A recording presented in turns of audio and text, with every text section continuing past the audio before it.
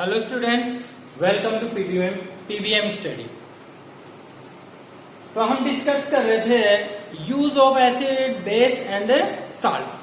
तो इसमें हमने एसिड के यूज पढ़ लिए थे। आज हम देखते हैं यूजेस ऑफ बेस, यानी कि जो बेस होते हैं उनका क्या क्या यूज होता है हमारी डेली लाइफ में। तो कुछ ऐसे बेस हैं, उनके यूज देखते हैं हम। फर्स्ट बेस है NaOH, सोडियम हाइड्रोक्साइड। तो सोडियम हाइड्रोक्साइड का यूज किन में होता है? इन सोप इंडस्ट्रीज, साबुन बनाने वाले उद्योगों में, डिटर्जेंट इंडस्ट्रीज, डिटर्जेंट यानी अपमार्जक, जो कपड़े धोने का डिटर्जेंट पाउडर होता है वो बनाने वाली इंडस्ट्रीज में, पेपर इंडस्ट्रीज यानी पेपर बनाने में इसका इस्तेमाल होता है, क्लॉथ इंडस्ट्रीज कपड़े बनाने वाले उद्योगों में यानी कपड़े बनाने में भी इसका इस्तेमाल होता है। तो किन किन में होता है? सोप में, डिटर्जेंट में, पेपर में और क्लॉथ इंडस्ट्रीज यानी ये सब बनाने में इसका इस्तेमाल किया जाता है। फिर है calcium hydroxide, CaOH2, calcium hydroxide. इसका यूज किसमें होता है? Use to remove acidity of soil. Soil में इसका मतलब क्या है कि जैसे मान लीजिए हमारे फील्ड है यानी खेत है और खेत की मिट्टी यानी सॉइल, उसमें एसिडिटी ज्यादा है, एसिड है उसमें ज्यादा, तो ऐसे में अच्छी फसल नहीं हो पाएगी। तो क्या करेंगे? उसमें क्या मिला दिया जाएगा? सॉइल में कैल्शियम हाइड्रोक्साइड मिला देंगे। तो कैल्शियम हाइड्रोक्साइड क्या है? बेस है और सॉइल में क्या है? एसिड है। दोनों आपस में क्या कर लेंगे? रिएक्शन कर लेंगे। रिएक्शन कर लेंगे तो क्या होगा? न्यूट्रल साल्ट बन जाएगा। यानी कि कौन सी रिएक्शन हो गई? न्यूट्रलाइजेशन। न्यूट्रलाइजेशन का मतलब है कि सॉइल की जो एसिडिटी थी वो खत्म हो जाएगी और अब सॉइल कैसी हो जाएगी? फर्टिलाइजर, मतलब फर्टिलाइज हो जाएगी, उर्वरक हो जाएगी, अच्छी हो जाएगी, उसमें फसलें अच्छी होंगी। Lime is a component of insecticide. इसका मतलब ये है कि इसको लाइम भी बोल सकते हैं। दीवारों में जो कली की जाती है वो यही है, CaOH2। और इसका यूज इंसेक्टिसाइड के रूप में भी करते हैं। मतलब कि फसल पर जो कीट लग जाते हैं, इंसेक्ट्स लग जाते हैं, उनको मारने के लिए भी इसका छिड़काव प्लांट्स पे करते हैं तो इंसेक्ट्स मर जाएंगे। तो इसलिए इसका यूज किसके रूप में हुआ? इंसेक्टिसाइड के रूप में भी होता है। एक सॉइल की एसिडिटी को रिमूव करने के लिए और एक इंसेक्टिसाइड यानी इंसेक्ट्स को मारने के लिए भी इसका यूज होता है। नेक्स्ट है मैग्नीशियम हाइड्रोक्साइड। इसको मिल्क ऑफ मैग्नीशिया भी कहते हैं, ये याद रखना। मिल्क ऑफ मैग्नीशिया किसे कहते हैं? मैग्नीशियम हाइड्रोक्साइड को। इसका यूज एंटासिड या यूं कहते हैं एंटी एसिड, जो एसिड के एंटी काम करे उसके रूप में भी इसका इस्तेमाल होता है। ठीक है, जैसे भाई हमारा जो स्टमक है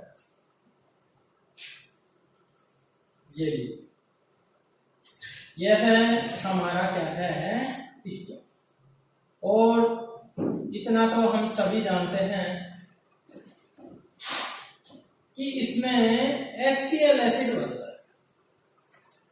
ठीक, अब कई बार क्या हो जाता है, ज्यादा ऑयली फूड खाने से, रेगुलर ऑयली फूड खाने से स्टमक में ज्यादा HCl निकलता है, बनता है, और ये स्ट्रॉन्ग एसिड है। तो क्या होगा? पेट में, स्टमक में दर्द होगा, जलन होने लग जाएगी, यानी एसिडिटी बन जाएगी। अब ऐसे में क्या करेंगे? वीक बेस यूज कर सकते हैं। वीक बेस के रूप में हम क्या यूज कर सकते हैं? MgOH2, milk of magnesia. इसको पीने से क्या होगा? MgOH2 वीक बेस है और इसके साथ में रिएक्शन कर लेगा और क्या करेगा? ये बेस, ये एसिड, दोनों आपस में रिएक्शन करके क्या हो जाएंगे? न्यूट्रल हो जाएंगे और एसिडिटी पेट की खत्म हो जाए।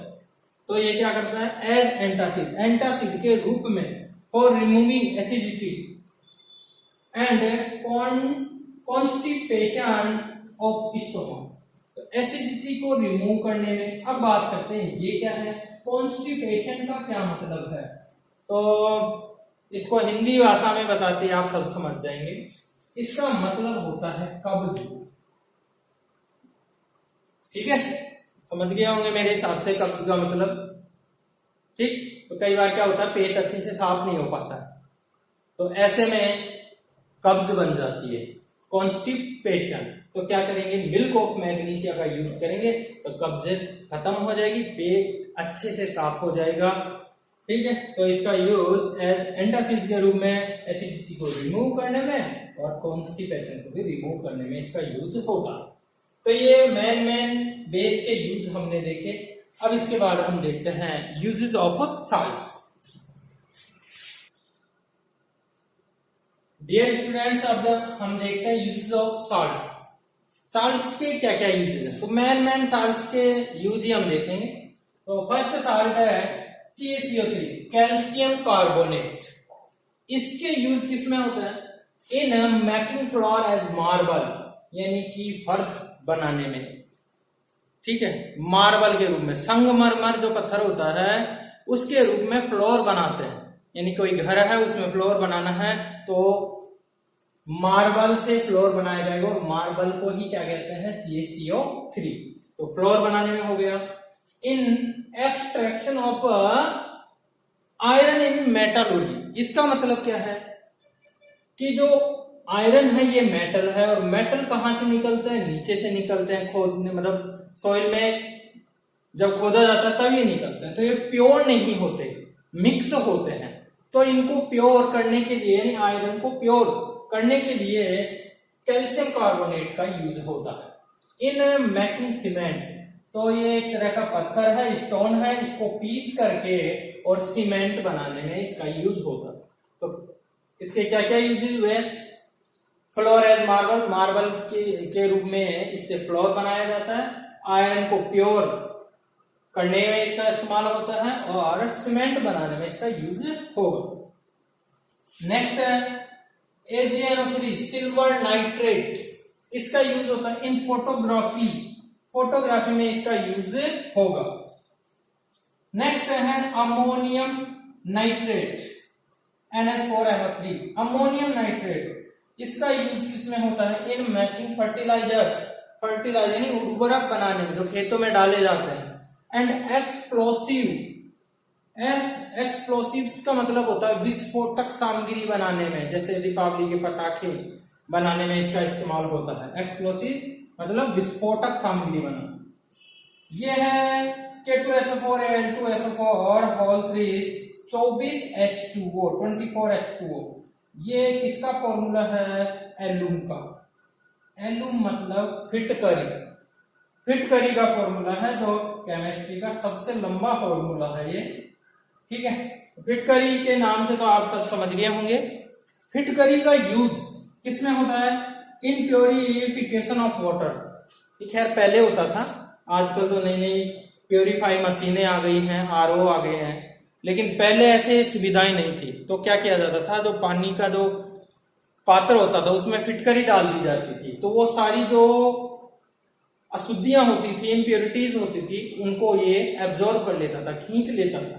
तो पीने का जो पानी है वो प्योर हो जाता था। तो इसका यूज किसमें होता है, in the purification of water. इसके अलावा भी और कई साल्ट्स हैं, जैसे NaCl, NaOH, baking soda, washing soda, ठीक है, ब्लीचिंग पाउडर, POP। इन सब को हम इसी चैप्टर में आगे डिटेल से पढ़ेंगे, तो वहीं पे इनके यूजेस की बात हो जाएगी। तो इनके अलावा जो साल्ट्स बचे उनके यूज के बारे में हमने यहाँ पर पढ़ा। तो ये हुआ यूज ऑफ एसिड, बेस और साल्ट्स।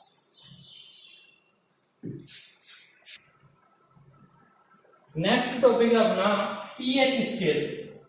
अब ये pH स्केल क्या होता है, इसके यूजेस क्या होते हैं देखते हैं। मोस्ट टॉपिक है तो ध्यान से देखो। pH स्केल ये एक प्रकार का थर्मामीटर है जो क्या मेजर करता है, measuring strength of acids and base. Acid और बेस की स्ट्रेंथ मेजर करेगा, मापेगा। ठीक है, इसका मतलब है कि स्ट्रॉन्ग एसिड है या वीक एसिड है, स्ट्रॉन्ग बेस है या वीक बेस है, इसका पता पीएच स्केल के द्वारा कर सकते हैं। या कोई भी सॉल्यूशन न्यूट्रल है या एसिड है या बेस है, इसका पता किसके द्वारा होता है? पीएच के द्वारा। इसका नाम पीएच क्यों रखा गया? तो पी का मतलब होता है पोटेंस। ये तो है एक जर्मन वर्ड पोटेंस, जिसका हिंदी में क्या मतलब होगा या अपनी लैंग्वेज में क्या मतलब होता है? पावर, शक्ति। ठीक है, P मीन्स पोटेंस यानी पावर, और H का मतलब होता है hydrogen ion. P means power और H मीन्स हाइड्रोजन आयन। इसका मतलब है pH ये मेजरमेंट करेगा कि H प्लस आयन कितने हैं, ज्यादा है या कम है। ठीक है, जैसे मान लीजिए कोई सॉल्यूशन है और उसमें ये पता करेगा कि H प्लस आयन है, ज्यादा है या कम है। सीधी सी बात है कि अगर H प्लस आयन ज्यादा होंगे तो H प्लस आयन कौन देता है? एसिड देते हैं। ये डेफिनेशन है, हम पढ़ चुके आरएनएस की डेफिनेशन के अकॉर्डिंग। एसिड वो सब्सटेंस होते हैं जो वाटर में सोल्यूबल होकर के H प्लस आयन देते हैं। तो H प्लस आयन अगर ज्यादा है तो एसिड, और वो भी कैसे एसिड? Strong acid. कम है तो वीक एसिड हो जाएंगे। और अगर इसका अपोजिट क्या होगा? अगर H प्लस कम होता है तो सीधी सी बात है OH बढ़ेगा। OH ज्यादा होने का मतलब क्या है कि वो सॉल्यूशन क्या होगा? बेस होगा। तो pH ये पता करेगा कि सॉल्यूशन में H प्लस आयंस कम है या ज्यादा है, इसका मेजरमेंट करता है। इससे पता चल जाता है सॉल्यूशन एसिड है या बेस है, और एसिड है तो स्ट्रॉन्ग है या वीक है या न्यूट्रल है सॉल्यूशन। ये सब बातों का पता पीएच स्केल के द्वारा पता चल जाएगा। इसीलिए इसका नाम रखा है पीएच, यानी कि पावर ऑफ हाइड्रोजन आयन। या हाइड्रोजन आयन की पावर ज्यादा है तो एसिड है, और पावर कम है तो बेस है। अब पावर का मतलब है यहाँ पर क्वांटिटी से या कंसंट्रेशन से। कंसंट्रेशन मतलब मात्रा। H प्लस आयन की मात्रा ज्यादा है तो एसिड, H प्लस आयन की मात्रा कम है तो सीधी सी बात है किसकी मात्रा ज्यादा बढ़ जाएगी? OH की, तो वो क्या हो जाएगा? बेस हो जाएगा। ठीक, तो इसका यूज होता है measuring strength of acids and base. Acid और बेस की स्ट्रेंथ का मेजरमेंट करने में पीएच का यूज होता है। तो पीएच स्केल किसने बनाया? तो मेड बाई सोरेनसेन, एक साइंटिस्ट थे जिनका नाम है सोरेनसन। इन्होंने पीएच स्केल बनाया। कब बनाया? इन 1909 में। ठीक, पीएच स्केल इन 1909 में सोरेनसेन ने बनाया। अब पीएच स्केल की सबसे पहले हम डेफिनेशन देख लेते हैं, उसके बाद में पीएच स्केल के बारे में बात करेंगे। पीएच स्केल की का फॉर्मूला तो क्या होता है? Negative log 10 H plus concentrate. इसका मतलब है जब H प्लस को ब्रैकेट में लगा दिया, इसका मतलब है concentration of H plus ion. Concentration of H plus ion, तो minus log 10 concentration of hydrogen ion. इसी फॉर्मूले से हम पीएच की डेफिनेशन भी बना सकते हैं। क्या बनाएंगे? नेगेटिव लॉगरिथम, नेगेटिव मतलब माइनस, लॉगरिथम मतलब log 10 of concentration of hydrogen ion. तो ये इतना इतना क्या हो गया? Concentration of hydrogen ion is called pH. Negative logarithm of concentration of hydrogen ion से इज कॉल्ड पीएच। तो ये फॉर्मूला ही इसकी डेफिनेशन है। ठीक है, अब एक बात और सुन लीजिए। हमने एक बात पढ़ी थी कि जो एसिड में से H प्लस आयन निकलते हैं वो कभी भी फ्री नहीं रहते, मतलब अकेले नहीं रह सकते। तो क्या करेंगे? वाटर के साथ में रिएक्शन कर लेंगे और क्या बनाते हैं? H3O प्लस हाइड्रोनियम आयन बना लेते हैं। तो इसी फॉर्मूले को हम यूं भी लिख सकते हैं, माइनस log 10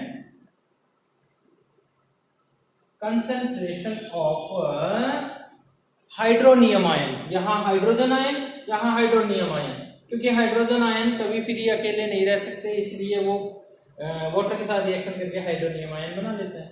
तो पीएच को यूं भी लिखा जा सकता है, negative logarithm of concentration of hydronium ion. ये तो हो गया इसका फॉर्मूला। इस फॉर्मूले से हम पीएच निकालना सीखेंगे, लेकिन बाद में, अभी नहीं। उससे पहले हम ये देख लेते हैं कि पीएच स्केल होता कैसा है।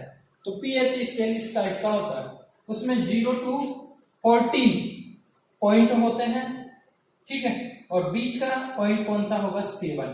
तो 7 से जो नीचे वाले होते हैं, कम वाले होते हैं, वो सारे एसिड होंगे, यानी कि जिनका पीएच 7 से कम होगा, जिनका पीएच 7 से कम, वो सारे क्या होंगे, एसिड्स। और जिनका पीएच 7 से अबाव ऊपर होगा, वो सारे क्या होंगे, बेस। और जिनका पीएच 7 होगा वो कैसे होंगे, न्यूट्रल। जैसे कि वाटर, प्योर वाटर कैसा होता है, न्यूट्रल होता है, उसका पीएच कितना होता है, 7। कैसे होता है, ये ही हम निकालना सीखेंगे, लेकिन अभी फिलहाल इसको समझते हैं। तो एक चीज देखिए, जब 14 से 0 की तरफ आ रहे हैं तो H+ आयन की कंसंट्रेशन बढ़ती जा रही है, ठीक है, और 0 to 14 की तरफ जा रहे हैं तो OH की कंसंट्रेशन बढ़ती जा रही है। इसका मतलब यह है कि इस तरफ से इस तरफ आ रहे हैं तो एसिड्स की स्ट्रेंथ बढ़ती जा रही है, क्योंकि H+ आयन बढ़ रहा है। और 0 से जब 14 की तरफ जा रहे हैं तो किसकी स्ट्रेंथ बढ़ रही है, बेस की। अब एक छोटा सा एग्जांपल मैं आपको समझाता हूं कि सपोज करो 2 सॉल्यूशन है हमारे पास, और एक का पीएच है 0 और एक का पीएच है 6। तो पहली बात तो ये हुई कि ये दोनों एसिड है, क्योंकि इनका पीएच 7 से कम है। अब बात ये करनी है कि इनमें से स्ट्रॉन्ग कौन सा है और वीक कौन सा है। तो एक चीज देखिए, 6 का मतलब ये रहा, इसमें H+ की कंसेंट्रेशन इतनी है, इतनी मतलब कम है, और जबकि जो 0 है वहां पर H की कंसेंट्रेशन ज्यादा है, मतलब इसमें H+ आयन कम है, इसमें H+ आयन ज्यादा है। तो जब H+ आयन कम होते हैं तो वीक एसिड होता है, और जब H+ आयन ज्यादा होते हैं तो वो स्ट्रॉन्ग एसिड होता है। तो जिसका पीएच 0 होगा वो स्ट्रॉन्ग एसिड होगा, जिसका पीएच 6 है वो वीक एसिड होगा, ठीक। ऐसा ही एक एग्जांपल और देखिए, एक सॉल्यूशन जिसका पीएच है 8 और एक सॉल्यूशन है जिसका जो है पीएच 14 है। अब बताइए, इनमें पहली बात तो ये कि ये 7 से ऊपर है, तो मतलब दोनों ही बेस है। अब हमें बताना यह है कि इनमें से स्ट्रॉन्ग बेस कौन सा है और वीक बेस कौन सा है। तो देखिए इस तरफ, बेस की क्या पहचान करनी है, जिसमें बेस में OH- की कंसंट्रेशन देखनी है, यानी कि OH कम है या ज्यादा। तो जिसका 8 है वो देखो OH इतना, और जिसके pH 14 है उसमें OH इतना। तो OH किसमें ज्यादा हुआ, 14 वाले। और जिसमें OH ज्यादा होता है वो बेस स्ट्रॉन्ग बेस होता है, और जिनमें OH कम होता है वो बेस वीक बेस होता है। जिसका pH 8 होगा वो कैसा बेस होगा, वीक बेस, और जिसका 14 होगा वो कैसा बेस होगा, स्ट्रॉन्ग बेस। तो आपको समझ में आ गया होगा मेरे हिसाब से ये, ठीक है। यानी कि H+ ज्यादा होगा तो वो स्ट्रॉन्ग एसिड होगा, और OH अगर ज्यादा है तो वो स्ट्रॉन्ग बेस होगा, ठीक है। पीएच स्केल का टॉपिक अभी खत्म नहीं हुआ, अभी और भी काफी कुछ है इसमें। तो आज के इस वीडियो में हम सिर्फ इतना ही पढ़ेंगे, और बाकी बचा हुआ हम नेक्स्ट वीडियो में देखेंगे। Thank you.